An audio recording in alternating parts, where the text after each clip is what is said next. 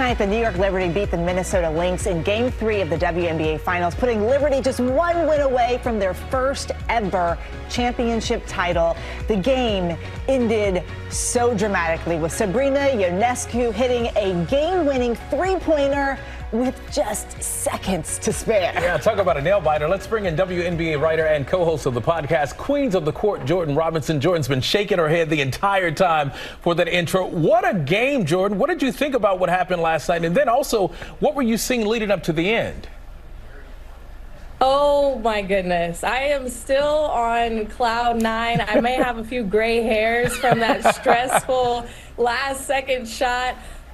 I didn't know that Sabrina was going to take this shot. This is from so far out, a logo three, and she didn't want to go for the tie. She went for the win. New York Liberty have something special in their eye. They want a championship so bad. Yeah, they have been very clear. They've been very vocal about the fact that they want a championship. So I'm curious, after seeing what you saw last night, what do you think we're going to see next?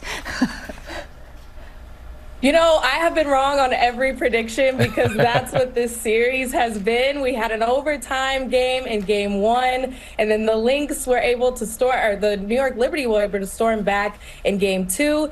This last second shot in game three, I think the Lynx are a little upset. That was on their home court, a record 19,000 people in the crowd. They have another chance at home.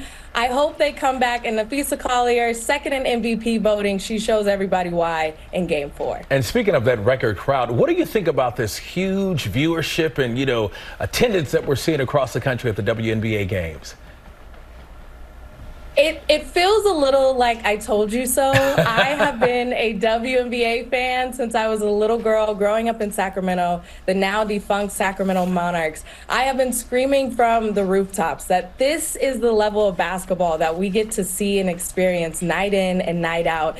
And now everybody's here. I'm like, yes, this is what I've been telling you. This has been so great for so long. So as a fan, as somebody who's a reporter and covers this for her job, I'm so excited that these women are finally getting the respect and the recognition that they deserve. Oh, you're most certainly right about that. Jordan, thank you, and good to see you, and we hope you come back. Yes, I hope to be back. The WNBA finals have been amazing. Oh, loving that energy. All right, Jordan, thank you again.